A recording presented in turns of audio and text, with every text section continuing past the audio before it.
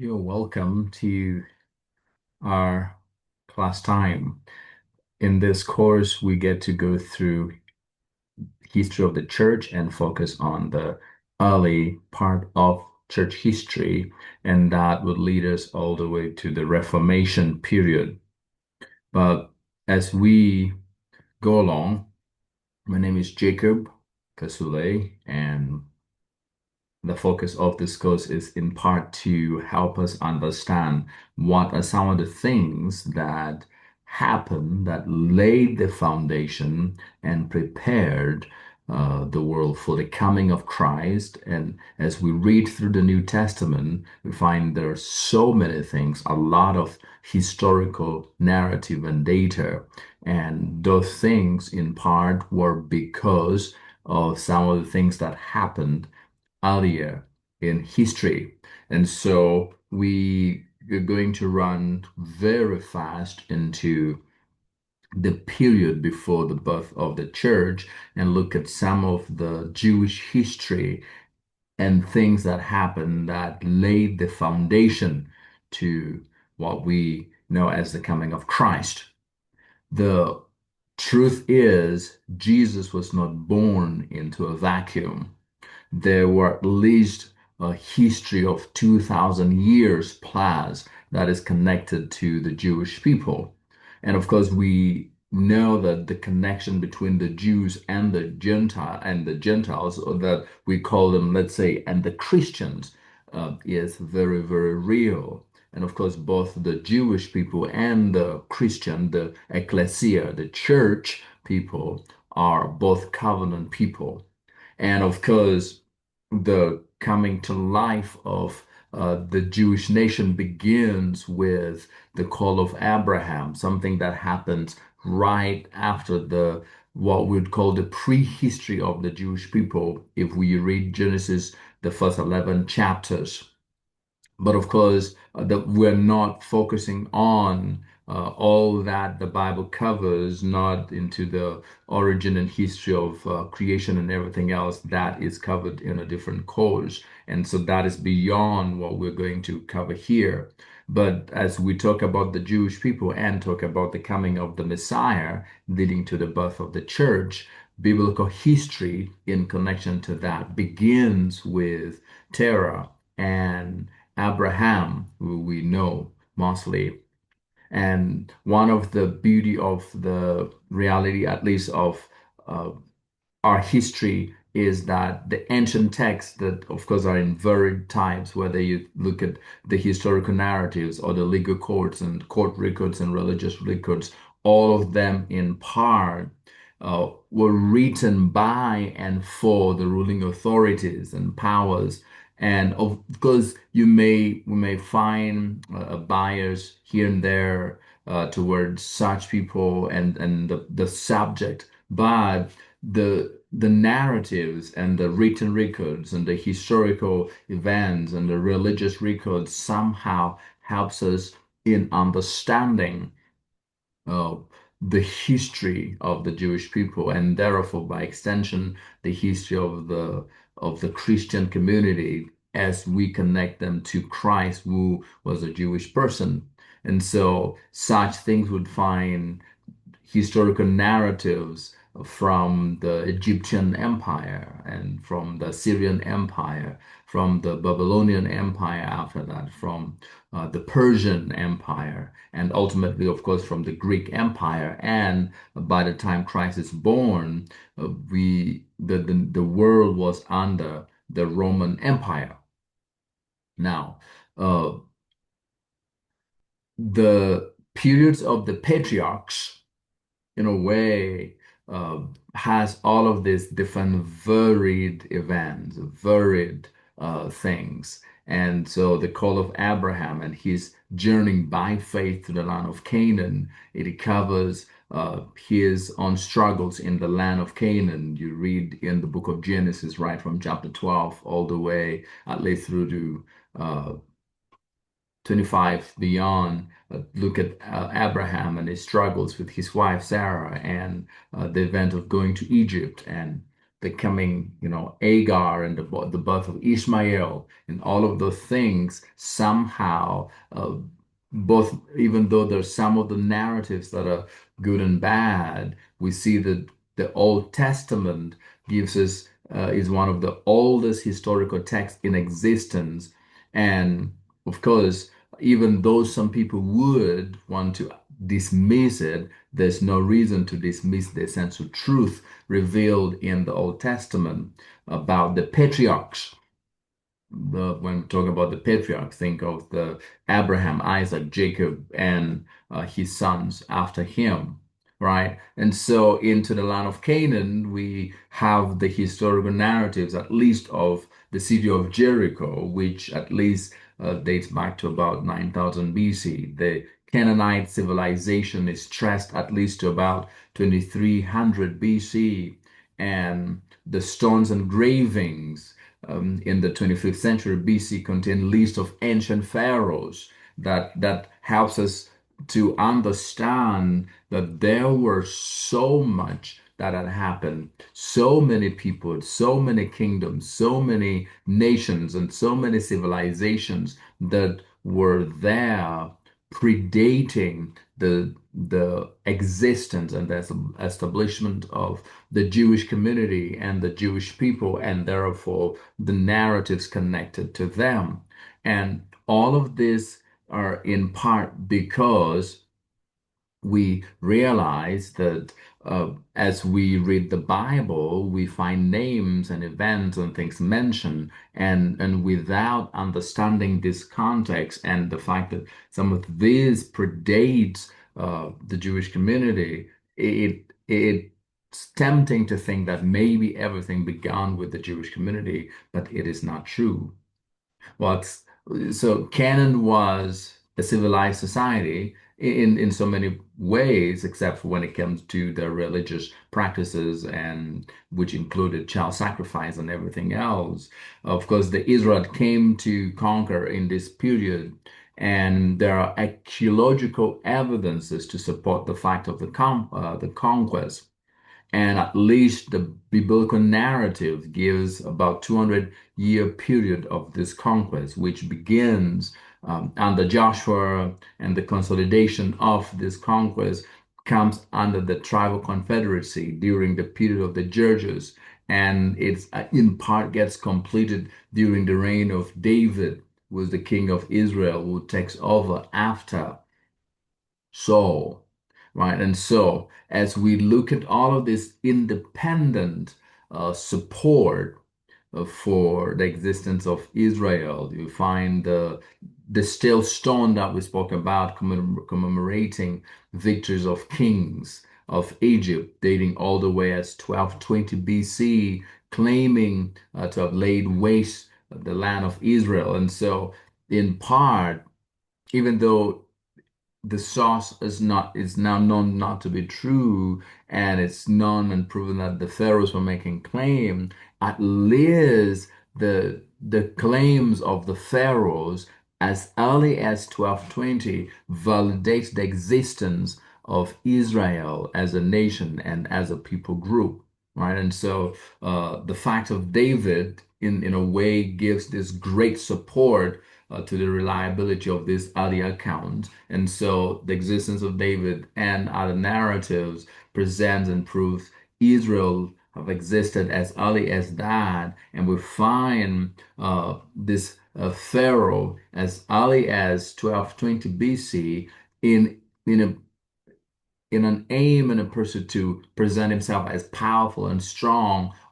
Although he makes a false claims, he proves and says Israel as a nation exists, and they are in the territories they were that they claim to be. And of course, in his statement, he said he had conquered them, right? And so the kingdom of Israel and Judah gets to be divided at the beginning and at the establishment of the kingdom. There are, in part, it begins the 12 tribes, and they're united, what would call the United Kingdom of Israel, and exists for about what, 100 and 120 years. So Saul was the first king, who is a Benjamite and the first king of Israel, united Israel, reigned for about 40 years. And David, who gets to be the second king, reigned for 40 years in total. And then Solomon, who is the son of David, after him, reigns also for 40 years. And so in total, there's only 120 years, right? And so together, at least in strength and everything, has at least 100 years of solid uh, strength and togetherness and unity in the nation. The last 20 years of Solomon's reign, the things are shaky here and there, and eventually after Solomon died, the kingdom got divided. And so in the northern kingdom, who became the majority tribe, 10 tribes out of the 12 divided, formed their own kingdom, and they took the name that they were already called. They took the name of their father, Israel, and so it became known as the Kingdom of Israel. And so the capital of the Kingdom of Israel, what sometimes we call the Northern Kingdom, made of 10 tribes, was in Samaria. And then the Southern Kingdom, that was made of two tribes, Judah and Benjamin, formed its capital in Jerusalem. And so from that point, at the end of Solomon's reign, during the reign of uh, Jeroboam in the north and Rehoboam in the south, who was the son of Solomon, the kingdoms are in two. And so in 722, the unfortunate bit is all the 20 or so kings would reign in the northern kingdom, all of them beginning with the very first one was evil and wicked and got into idol worship and sorcery and wickedness and murder and sacrifices, and one after another, just more and more evil. You can read that in Kings and Chronicles to get more narratives about these events. And so God sends warning and warning through the prophets, and eventually, no repentance. Hundreds of years later, so in 722 BC, the Assyrians, God using the Assyrians, comes to bring judgment, and the fall of the northern kingdom of Israel happened. All the people were taken a lot. Some of them fled, went to Edom, and some of them fled and went down to the south. And those who didn't were, faded away and taken into part of what today would be, later on would be Babylon.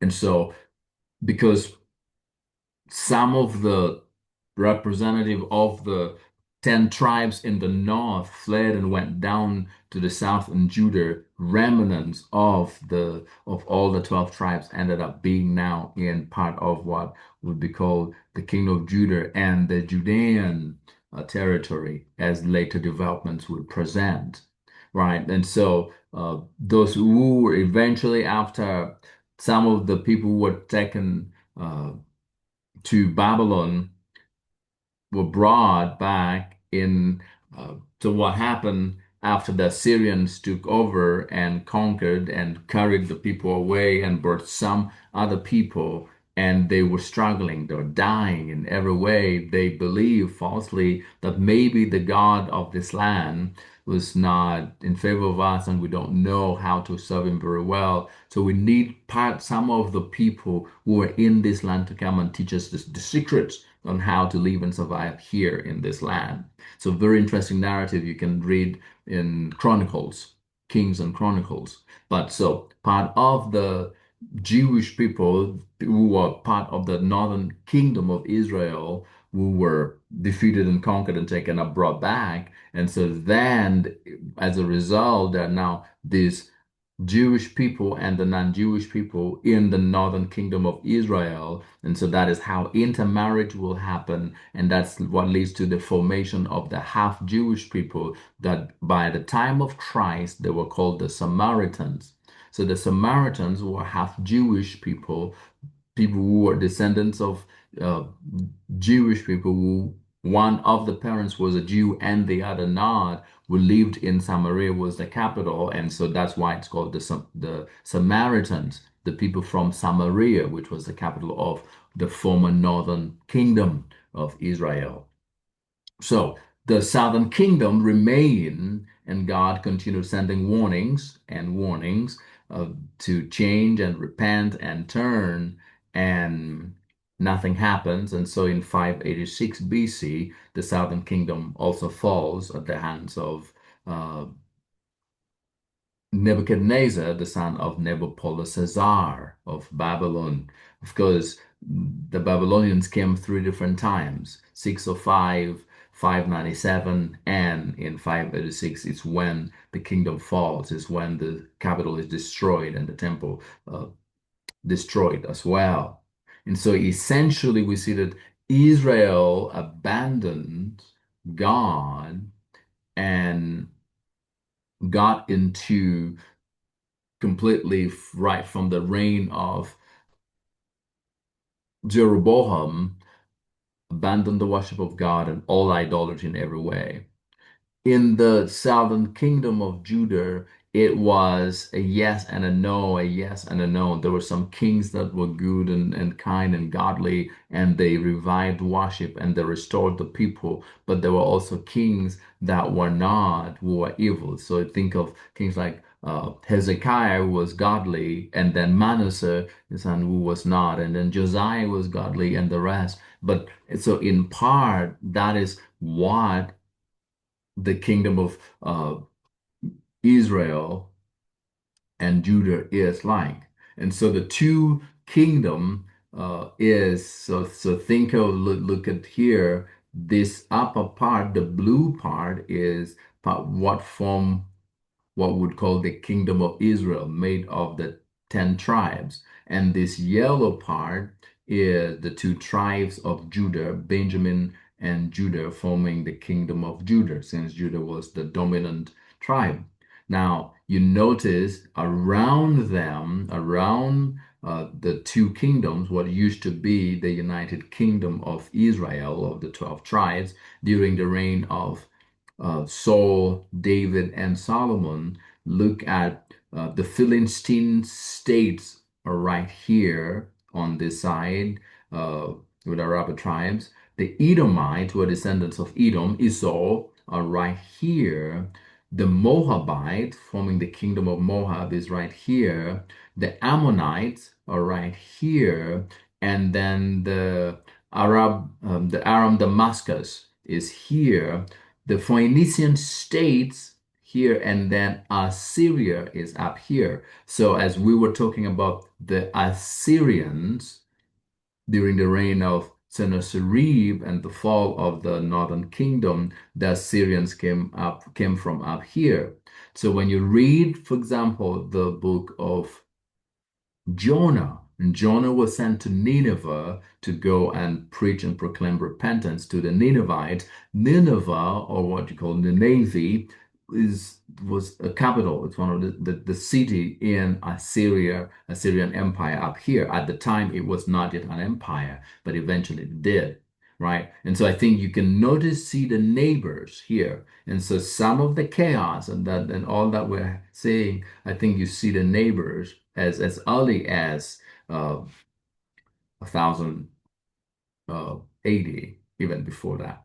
I mean BC rather, right? So here are the list of some of the empires that, at least the world empires as we know it. And you notice that the very first world power to exist as an empire is Egypt. And Egypt existed as an empire and as a kingdom in one form, shape, or another, at least for 3,000 years was that.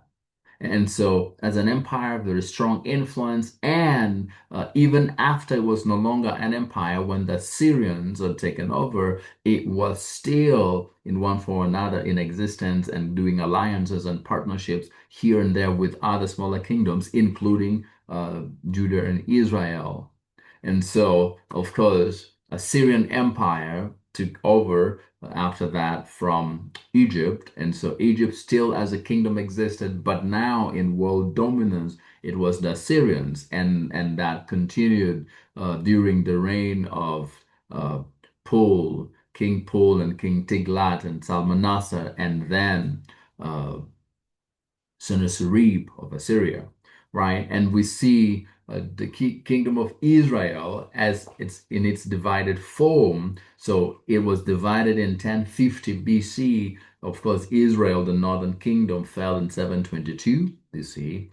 The kingdom of Judah fell in 586 BC, and that was at the hands of the Babylonians. And so, of course, the Babylonians rose to power. At least the battle that happened at Carchemish when Nebuchadnezzar, the father of Nebuchadnezzar, years before that, continued to expand in one bit at a time. And so the destruction of the Assyrian Empire, at least the Bible gives us a little glimpse when Sennacherib came with 185,000 of all of his mighty soldiers and surrounded Jerusalem and threatened them with violence and total annihilation and challenged God into a battle.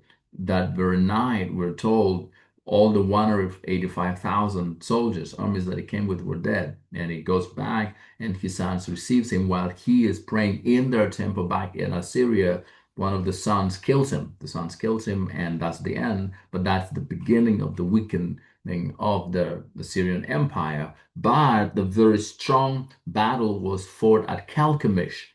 And so the Babylonians defeated the Assyrians eventually, and that was the end of the influence of Assyria as an empire, leading to the rise of Babylon. And so after Nebuchadnezzar, his son Nebuchadnezzar, who at least is more popular in history, established this strong Babylonian empire. And after him, his son Belshazzar, at least we read about, if you've read the Bible in the book of Daniel, the Mene Mene Tekel Parsin, the handwriting on the wall was during the reign of Belshazzar, who was the son of Nebuchadnezzar, the son of Nebuchadnezzar of Babylon. After the fall of Babylon, there was this very interesting, unique alliance that had been formed between the Medes and the Persians. And so the very first king of the empire after the fall of Babylon was Darius, was a Mede. But after him, of course, the more influential of these two alliances was Persia, and Cyrus was a Persian. And so we know more about the Persian Empire, even though there was an alliance between the Medes and the Persian. But we can see that there was at least almost a 200-year period of the existence of the Persian Empire. And at the end of the Persian Empire, when it fell, it was conquered by an army general called Alexander, son of Philip of Macedonia, in Greece. And so Alexander the Great, as sometimes would call him, established what became known as the Hellenistic Empire or the Greek Empire. And one of the things you read a lot in history connected to the establishment of this empire is the word Hellenization, the establishment of the Greek culture and customs and practice across the conquered world and the known world of the time. And so that is the Greek Empire. So when you read about the Hellenistic Empire, they're talking about the same. It is the Greek Empire. And so 332 BC, the Greek Empire is established, and it lasts for close to 300 years, at least over 280 plus years of the Greek Empire. And because of the Hellenization, the establishment of the culture and the language and the way of life, Greek became the empire-wide language that was spoken everywhere, even though there were still a continuation of the ethnic languages and practice and customs, whether you think of Aramaic or Hebrew for the Jewish people and the different, maybe Latin for the Latin speakers. Greek was spoken more widely in the empire. And so in 53 BC is when Rome, that already, of course, by 600 BC, Rome was in existence, but not as an empire. It was in one form or another surviving, being established and growing in part. But from 53 BC is when Rome becomes an official empire. And it stays the longest of all the empires, except for Egypt, that lasts as a kingdom, as an empire, and as a kingdom for at least 3,000 years. Rome stays as an empire longer. And so for at least 500 years plus is an empire. And Rome as an empire was never defeated and destroyed and conquered by another power or another kingdom or another king. It in a way just fell on itself. It divided, it disintegrated, if that word makes more sense. And so the rise of nation states that were within uh, the empire of Rome led to its weakening and therefore its eventual collapse. And so Rome never truly died as far as uh, what it is as a kingdom, and so, or an empire.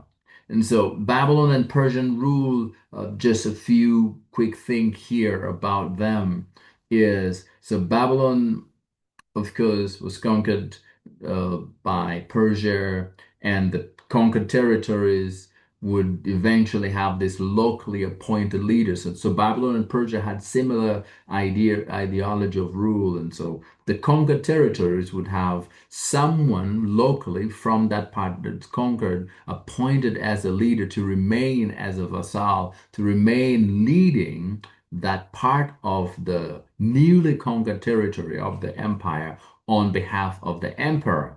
And so when you read in Chronicles, Kings and Chronicles, the last three kings of the kingdom of Judah before its eventual destruction and fall in 586 was run like that. And so Joachim, Jehoiachin, and Zedekiah were all left as vassal kings on behalf of the emperor of Babylon or the king of Babylon, who at this time is Nebuchadnezzar.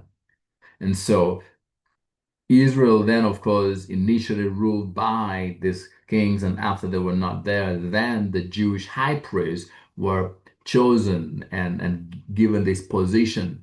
And with the introductions of this form of leadership, somewhat the high priest who up to this point primarily dealt only with the spiritual need of the nation are now being brought into politics and given government offices. And now they're having to serve both from a legal perspective and a religious perspective. And so this hopefully helps you understand why at the time of Christ, the high priest and his leadership had a very strong influence over the nation, not just from a religious perspective and matters to do with faith, worship, and sacrifice, but also politically, to the point that they even had some level of influence, or at least able to threaten even a Pilate to do their bidding because of it, right? And so, in a way, because of that, this level of leadership and political involvement became uh, an hereditary position in the hands of one family. The high priestly family continued. The high priest after him would the son would take over, and the son would take over, and this would last at least for this period, right from the fall of Babylon. I mean, from the fall of Judah, the coming of Babylon in 586 BC, all the way through to the Persian rule and the fall of Persia at the hands of the Greeks, Alexander of Greece, right? So, and then uh, after that, there was something that was established. We call it the Hasmonean dynasty. Now, of course, what happened is Alexander died just barely 30 years old. after he had just finished conquering the world and establishing an empire, he dies. The kingdom, this vast empire, was therefore divided among his four generals, each general taking a territory. And so the Palestinian area was incorporated into the kingdom that was granted to General Ptolemy, who established a dynasty extending as far as Egypt. And so, for example, in 198 BC, Palestine was captured by the new Seleucid Empire, who was part of the former Persia and Syrian territory. And so this is what the Hasmonean kingdom would look like. And so I think you notice the area covered in what the New Testament era would deal with is right here.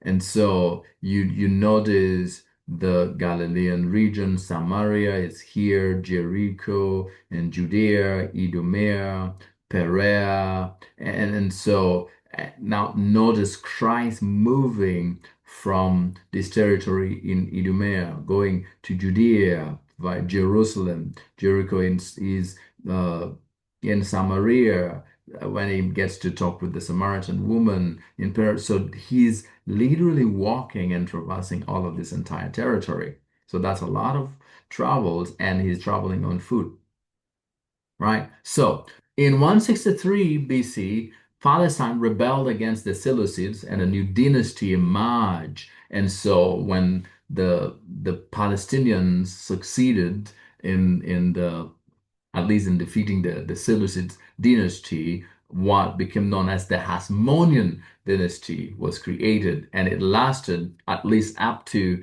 63. So for about 100 years. Rome, of course, led by Pompey, one of the greatest ever generals to have conquered this region. Pompey is known and spoken a lot about in history. He's the one who brings an end to the Hasmonean dynasty and its influence. And so in 37 BC, Rome established in the place of what used to be the Hasmonean dynasty, he established the Herodian dynasty to rule Palestine as a vassal king under Herod the Great. And so that's why in the time of Christ, in the New Testament era, we find the heralds, the Herodian dynasty, and the different heralds are the ones in charge of the area of Palestine. And so it was during the reign of Herod the Great, who reigned from 37 BC all the way to 4 BC, that Christ was born. So Christ was born after the fall of the Hasmonean dynasty, the establishment of the Herodian dynasty, and the reign of Herod the Great, somewhere on 4-6 BC. And so, friends, this in part is uh, the introductory bit of it, and uh, part of what the empire is all about, right? So hopefully this helps lay the foundation for you, and as you prepare, as you continue reading and studying. And so we will continue in our next video together as we get introduced into the history and the foundation of different things that laid and prepared the way for the coming of the Messiah. And so please take time and study your notes and read your books, and see you in our next lesson.